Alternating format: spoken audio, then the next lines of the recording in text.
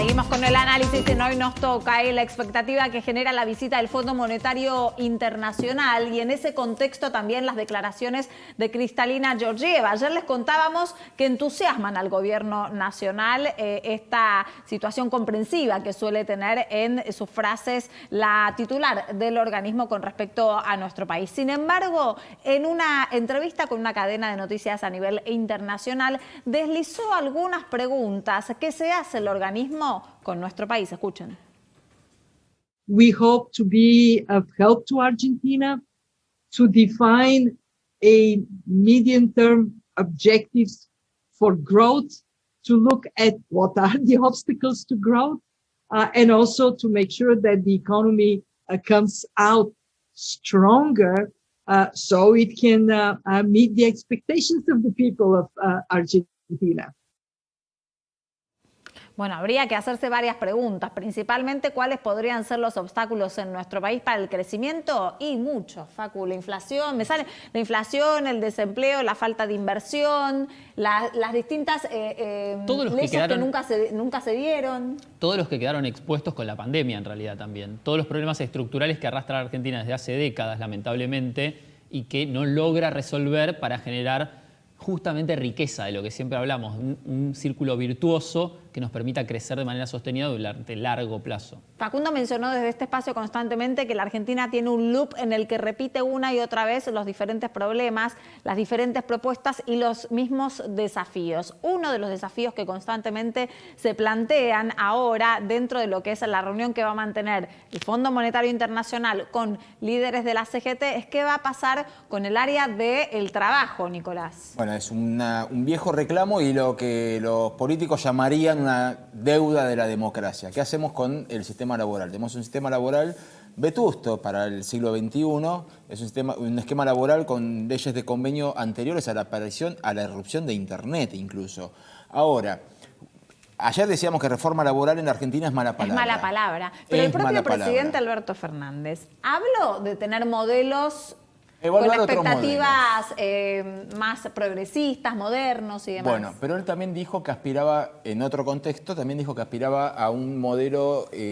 o sea, cuando de países nórdicos. De países nórdicos y mencionó a Suecia, ¿sí? A diferencia de cuando eran las firmadas de la pandemia, esta vez habló de Suecia en muy buenos términos. Y bueno, uno va a buscar cuál es el sistema laboral de Suecia. Contame. Y la verdad es que es admirado hasta por el Reino Unido y Alemania le ha copiado lo que ha podido copiar. Y estamos hablando de países hipercapitalistas. Suecia básicamente tiene un número mágico, que es el 90. ¿El 90? ¿Sí? ¿Por qué? ¿Y qué significa? El 90% de los trabajadores suecos están sindicalizados, algo que en Argentina es el sueño húmedo de cualquier sindicalista. O sea, 90% de los trabajadores sindicalizados. Están todos afiliados, menos el 10%, y ese 10% ¿a quién corresponde? Te hago un punto ahí. Están sindicalizados el 90% también porque deberán tener toda una economía formal. Acá la informalidad... aumenta cada vez más. Claro. Parto de una base, hay dos sistemas contractuales, solamente dos sistemas contractuales en Suecia. Uno de tiempo indeterminado y uno de tiempo determinado. Los de tiempo determinado son los vinculados al turismo y esos son los que no están sindicalizados, el 10%. O sea, quiere decir que todo el mundo que trabaja en relación de dependencia está sindicalizado, 90%. También el 90% de las personas que son desempleadas, que pierden el empleo, en menos de un año como máximo, están trabajando de vuelta. 90% de vuelta. ¿Qué es lo que hizo Suecia para tener esto? Creó un consejo, se creó un consejo de forma privada, se creó un consejo, lo que se llama consejo de transferencia, que es financiado por el 0,03% de las ganancias de las empresas privadas suecas. En esa mesa, el 50% son empresarios y el otro 50% son líderes sindicales. El gobierno no se interviene ni se mete. Claro. Entre ellos dicen, bueno, por ejemplo, Ericsson, tenemos que reestructurar, tengo que echar a 1.500 personas porque me voy a la quiebra. Bueno, no son despedidas, son transferidas. Van a parar al Consejo de Transferencia donde se busca qué otras empresas necesitan de esas personas, se los capacita para esos puestos de trabajo y en un lapso que generalmente va de 8 semanas a un año como máximo vuelven a conseguir empleo. Mientras tanto cobran, en base al financiamiento de las empresas, desde 0,03% de las ganancias, siguen cobrando un seguro de desempleo que es muy cercano al salario que tenían. ¿En qué momento interviene el Estado? A ver. Cuando pasó un año y esa persona no logró ser incorporada, el Consejo de Transferencias se lo transfiere al Estado diciéndole, mire, hicimos lo que pudimos, no logramos Es un sistema hacerlo. bastante perfeccionado del que mantiene la mayoría de los países europeos, que es cuando una de las personas se queda sin empleo, va a la oficina de desempleo del gobierno, ahí sí, Exactamente. que le promete conseguirle o proponerle distintas alternativas. Bueno. 3 alternativas, mientras cobra un seguro del desempleo, y si no toma ninguna de las 3 alternativas, ahí se queda sin el seguro de En desempleo. Suecia es privado, es empresas y sindicatos en una mesa sin gobierno. Fíjate que lo manejan, no lo maneja el Estado. Acá No, le van claro. a cobrar un impuesto a los empresarios, ¿no? Por única vez, pero que va a manejar el Estado, que no sabemos qué va a hacer con eso, porque es discrecional. Va a decir, hacemos acá, lo ponemos acá, hacemos campaña. Bueno, lo que es el Consejo- no sabemos. Entonces digo, se evita es transparente, se evita El la Estado no corrupción. entra y lo que es el Consejo de Transferencia fue copiado por Alemania. Ahí nos explicó entonces Nicolás el modelo de Suecia. Vamos a hablar con Héctor Daer, que es secretario general de la CGT. Héctor, gracias por atendernos. No, ¿qué tal? ¿Cómo le va? Buenas. En principio, preguntarles por la reunión con el Fondo Monetario Internacional. ¿Qué es lo que quieren escuchar y qué es lo que van a plantear desde la CGT? Bueno, primero, no sé, lo que podemos escuchar es un tema de ellos. Nosotros tenemos en claro que vamos a reiterar lo mismo que le dijimos tantas veces, que el endeudamiento para cuestiones financieras es nocivo, que no generó y no dejó nada productivo, ninguna inversión de infraestructura, ni mucho menos, sino que sirvió para una entrada y salida de capitales que terminó fugándose. Por supuesto, lo que le vamos a decir, Argentina no está en condiciones de pagar los vencimientos tal cual están acordados, y por ese lado lo que vamos a plantear concretamente es una postergación de los pagos, ¿no?, que generen facilidades. Por supuesto, tendría que tener una quita equivalente como la que hubo con los bonistas, pero que ningún proceso de renegociación con el fondo termine generando lo que para nosotros es la moneda corriente que tuvo el fondo durante muchos años, el ajuste o disminuir las condiciones sociales del pueblo argentino, ¿no? Me expone, o yo lo escucho, y usted me expone principalmente, Daer, políticas económicas, ¿no? Posturas sobre políticas económicas en cuanto al arreglo con el Fondo Monetario. Estrictamente desde lo laboral, ¿tienen algún tipo de petitorio? No, porque lo laboral, al igual que la política económica nacional, tiene que ser parte de la soberanía de los argentinos. Con el Fondo Monetario Internacional no hay que discutir estas cosas. Bueno, pero las condiciones del organismo pueden llegar a ser diferentes reformas. Eso ha pasado, es parte de la negociación. Pero lo tendrían que haber pensado cuando prestaron el dinero irresponsablemente. Digamos, Argentina, mucho antes del fondo, ya nadie le prestaba plata porque era imposible de recuperarla. Claro, Era imposible de que tengan repago. Entonces, esto es lo que termina pasando. Daer, le pido que no responda el teléfono que le sonó. Tenemos más preguntas, Facundo. Sí, me pregunto, Daer, puertas para adentro, más allá de lo que pueda llegar a ser el Fondo Monetario Internacional y su bajada, lo cierto es que los salarios en dólares en la Argentina en la última década están en el nivel más bajo de la última década, probablemente. Y si eso permite pensar en el mediano plazo que haya una recomposición salarial en pesos generosa por parte de las empresas para generar una cierta reactivación el año que viene. ¿Ustedes están negociando eso con las empresas? ¿Lo ven viable? Es que esa tiene que ser la salida para el país, ¿no? Digamos, Argentina tiene una carencia de dólares, esto lo sabemos todos, pero con un esquema restrictivo de dólares para que se usen para la producción, para el mercado internacional, la compra de insumos para producción, etcétera, etcétera, Argentina es sustentable. Lo que pasa es que Lo que no se puede hacer es frente a estas erogaciones. Y lo que sí hay que recuperar es el 80% del PBI de Argentina, que es mercado interno. Y esto tiene que ver con la recuperación de la economía. Digamos, recuperación de la economía que va atada a la recuperación del consumo. Así que no cabe duda que tenemos que tener un crecimiento en ese sentido. Gisa. Sí, ¿qué tal, Dair? Ahora, pero mientras tanto, porque crecer es difícil, ¿qué va a pasar cuando se termine la doble indemnización? ¿Cree que puede haber, bueno, en noviembre, no sé si la van a prorratear, pero ¿cree que puede haber como una catarata de despidos? No, yo creo que la doble indemnización no evitó los despidos. Sí lo evitaron los acuerdos que fueron llevando sindicatos y cámaras empresariales que permitieron flexibilizar la cantidad de días trabajados, etcétera, etcétera, ¿no? O sea, mantener las empresas adentro con los trabajadores en relación y el recorte, dice el recorte de salarial. Y aparte creo que no sea un tema que venga, que llegue muy rápido. Usted hablaba de noviembre, diciembre. Yo creo que hay que sostener las medidas que sostienen el empleo, ¿no? ¿El ATP, el IFE también? Bueno, eso habrá que ir viendo cuál es la situación de determinadas actividades, cuáles son los nichos de la economía que necesitan el ATP y seguramente el IFE tendrá que ser focalizado mucho mejor en aquellos sectores que, producto de la pandemia, estén sufriendo las consecuencias colaterales, ¿no? Nico.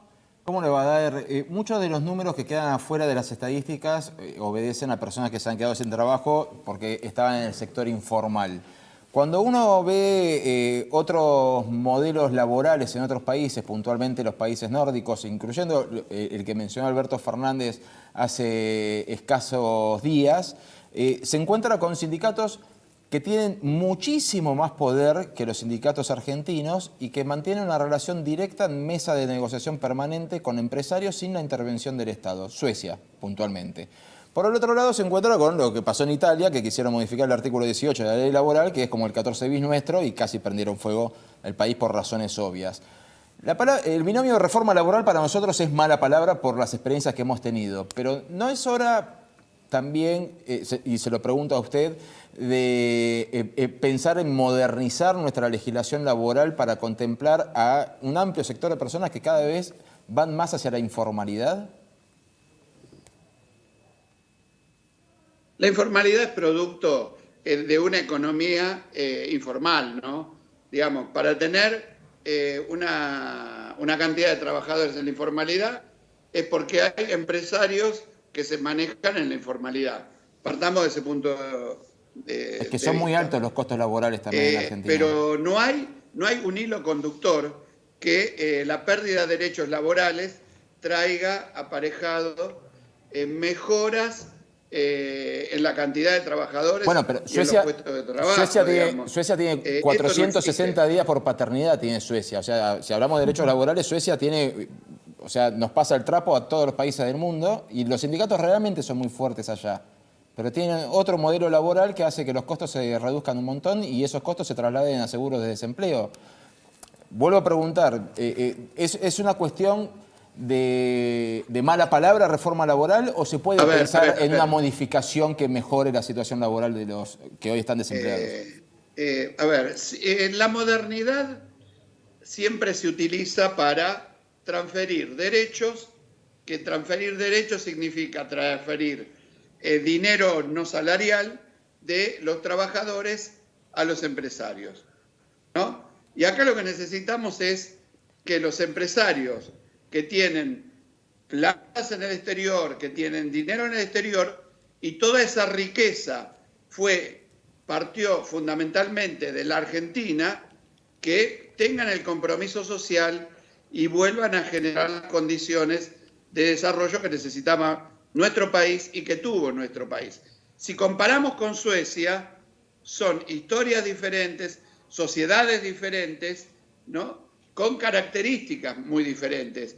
Es verdad que los sindicatos tienen mucho poder, no sé si poder en términos de poder sindical, como lo podemos tener el modelo sindical argentino, pero le doy un ejemplo, son dueños de prácticamente la mitad de las propiedades donde vive la gente, ¿no? Tienen un sistema, la mitad es del Estado y la otra mitad es de los sindicatos, no tienen el sistema de propiedad inmueble que existe en la Argentina, bien, pero usted o que habla existe en los países latinos. Usted habla de modernidad y el sindicato de los telegrafistas desapareció hace mucho tiempo también. O sea, hay cuestiones que se van actualizando con el avance tecnológico. Y la Constitución es de 1951, y por eso no es antiguo, digamos. Y en el 51 no existían los autos, digamos. La modernidad se genera a partir de la dinámica que tienen los convenios colectivos de trabajo. Los convenios colectivos de trabajo son el ámbito primario de diálogo social, por excelencia. Ahora, esos convenios los firman una cámara empresarial y un sindicato signatario de convenio. Ellos estudian la actividad y a partir de ahí dinamizan el funcionamiento de esa actividad. Héctor, te Ese es reformulo el un poco la punto pregunta, que hay la que ver. discusión, no digo necesariamente que haya algún tipo de reforma, pero la discusión para tratar de ver qué es lo que ocurre en el sistema laboral argentino, ¿necesariamente tiene que llevar impregnado una precariedad para el empleado? ¿No podría ser algún tipo de esquema en el que pueda incentivar al empresario a tomar más empleados, incluso sin ir en contra de los derechos del trabajador? A ver. Para hay entender, una ¿no? cosa. Porque para ver tu visión. Vayan a la esquina. Pero yo les explico esto. Vayan a la esquina, agarren al almacenero Sí. y le dicen, ¿vos tomarías otra persona si yo te doy incentivo? Ajá. Y te va a decir, mira, cada vez vendo menos fideos, entonces no puedo tomar otra persona. Al que fabrica fideos le dicen, ¿vos vas a tomar otra persona? Y no la va a tomar. Digamos, Para vos es un circuito de la economía, no de la cuestión del sistema laboral. Pero por supuesto, Ok. acá la informalidad es proporcional a la caída del salario. Bien lo decían ustedes, en dólares tenemos los salarios más bajos, ¿no? Y esto no es casualidad. Y sobre todo en una economía donde el gobierno anterior tuvo un marco de primarización y ese marco de primarización va atado forzosamente al dólar. Esto es así, ¿no? Y te hago otra... Entonces, estas son las ecuaciones. Entiendo. ¿Cómo? Que te quería hacer también otra pregunta en cuanto a las discusiones por ahí que nos debemos como sociedad y como para ver qué cosas se pueden mejorar. Quiero saber tu visión. El sindicalismo, en algún punto, ¿no se debe también una discusión acerca de cómo puede llegar a elaborarse, a modernizarse, a no tener dirigentes que se eternizan en el poder? A los dirigentes los eligen los trabajadores. Entiendo, pero digo, ¿no vale la No sé discusión para vos también qué en es algún moderno. punto? No sé para vos qué es moderno. Es si verdad. alguien que tiene toda la tecnología o un dirigente que a pesar de tener toda la tecnología defiende claramente los derechos de los Pero el laburantes, presidente de la Nación también ¿no? lo elige el pueblo y sin Eso embargo no se puede puede quedar ser- más de 8 años. Y está bien, ¿Sabes qué pasa? En la dirigencia sindical hay un valor agregado también. No se nace de un repollo y se hace dirigente sindical.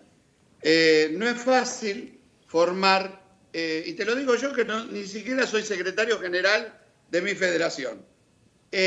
No es fácil formar compañeros, ¿no?, que obtengan liderazgos y que esos liderazgos formalicen organizaciones poderosas que le permitan, ¿no?, con ese poder ir a una mesa de negociaciones, discutir y obtener el equilibrio entre el poderoso, que es quien tiene todo resuelto, que es el que tiene el dueño de las empresas, ¿no? Por eso la legislación laboral es tutelar, ¿no?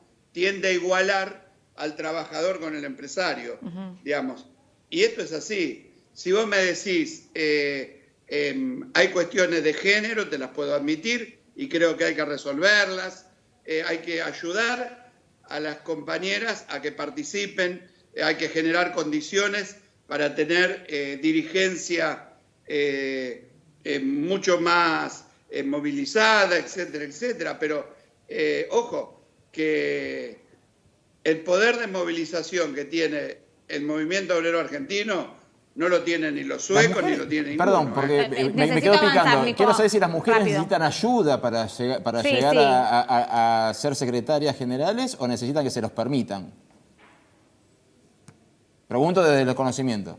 No, a ver, mirá, la secretaria adjunta de mi gremio es una mujer, es una compañera licenciada en enfermería que tiene los méritos como para ser secretaria adjunta del gremio y puede ser secretaria general tranquilamente. Y mi gremio está constituido por una lista que tiene mayoría de mujeres. Ahora, que hay que generar las condiciones y en la sociedad plena de igualdad, no tengan dudas. Claro. No tengan dudas. No Seguramente. tengan dudas, digamos. No lo podés circunscribir solamente a un aspecto, ¿no? Por supuesto, Facu. Sí, Última. Daer, algo quiero rescatar que mencionó casi al pasar, pero de la posibilidad de que los argentinos que tienen el dinero fuera del sistema financiero formal, no solo en el exterior, son cientos de miles de millones de dólares. Me pregunto, ¿qué incentivo pueden llegar a tener hoy los empresarios, teniendo en cuenta, por ejemplo, el proyecto de ley sobre el impuesto a la riqueza? ¿Ese tipo de cosas ayudan a que el empresario traiga el dinero nuevamente a la Argentina? No sé si ayudan o no ayudan. Yo creo que los empresarios tendrían que tener, no hablo de los empresarios, hablo de los que más tienen y más ganan. Tendrían que tener una actitud solidaria en el momento que está viviendo nuestro país. Porque extender una mano hacia los que no es que tienen poco, muchos argentinos no tienen nada, me parece que es fundamental.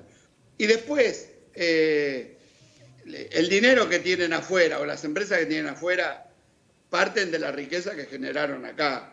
Entonces tiene que haber un compromiso claro de entender a dónde tienen que devolver por lo menos parte de, y no digo devolver en términos de que vengan acá y la rifen, no, que inviertan, que generen puestos de trabajo. Porque acá lo que pasó, se cambió la mirada del empresario.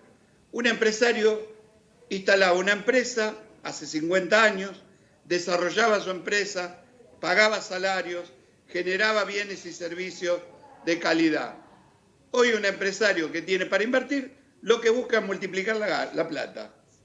Primero reasegurarla y después generar condiciones de multiplicación de ¿Por qué plata. se empatiza siempre al empresario como el enemigo y no como un generador de empleo? Hace 50 años no había 164 impuestos. No importa, pero me gustaría ir hoy al concepto más general, ¿no? Al del presente. ¿Por qué siempre se empatiza o se iguala al empresario como el enemigo y no como un generador de empleo? Ahí también entra otro circuito, ¿no? Empezar a envalentonar a los empresarios de poder generar inversiones para tener más empleo en nuestro país, que es lo que todos queremos.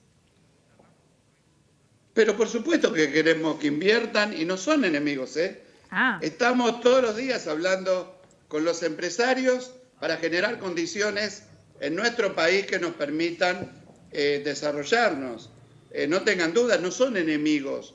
Lo que decimos es, hay responsabilidades y responsabilidades. Algunos tienen más y otros tienen menos. No hay duda que seguro hay pedir. empresarios que solo quieren recaudar y no darle. No hay dudas de que habrá empresarios de que no tienen responsabilidad social. Pero lo ves a diario, claro. Digamos. Piden el ATP por un lado y por el otro lado se quejan de los impuestos. Sí. Digamos. y el ATP es parte del erario público. Héctor, me tengo ¿no? que ir, pero quiero Entonces, mañana es la reunión con el fondo y Cristalina Georgieva en una entrevista con una cadena internacional de noticias dijo que querían ver cuáles eran los obstáculos para el crecimiento en la Argentina.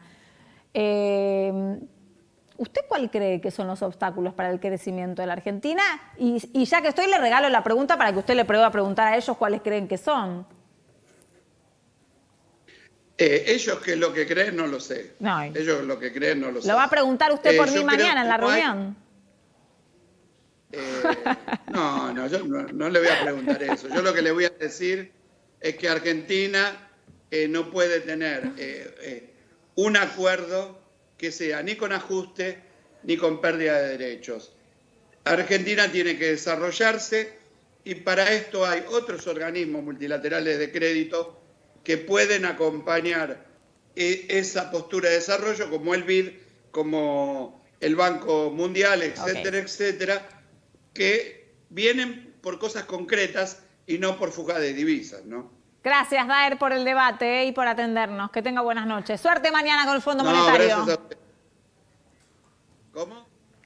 Que tenga suerte con el Fondo Monetario. ¿Cómo me decías? Y sí, éxitos. En algún punto todos están intentando tener buenas relaciones. No me respondió cuáles creen que son los obstáculos y cuáles creen que le van a poner. Tiene como el speech más armado desde la política económica. Y aparte Rápido que nos vamos. Sí, hay como un datito. discurso gremial bastante con olor a Establecido. naftalina, ¿no? Eso de decir que el ATP es del erario público, el erario público son los impuestos que también se le cobran a los empresarios, entonces como que hay como un círculo que nadie sabe qué es el erario público, son los impuestos. Me voy. Tengo un datito de último momento.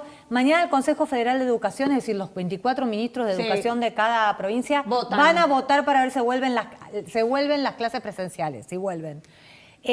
Hay versiones que dicen que está avanzado, que podrían volver, pero en la ciudad me dicen tranquilos, vamos a ver qué pasa mañana, que ellos ya tendrían todo listo y si se vota, la ciudad convocaría a partir del martes, porque el lunes es feriado, a estos 6.500 chicos, o menos los que habían identificado, que están afuera del sistema, a los del último año de la primaria y a los del último año de la secundaria. Pero hay que esperar la Como les votación. digo siempre, señores, la Argentina un día se despierta con una en realidad y al otro día otra. ¿Vos algo para agregar? No, ya a esta altura ya saben lo que pienso. Nos vemos mañana. Se nos fue el programa 20:30 con las noticias en las 22 el análisis en Hoy Nos Toca. Chau.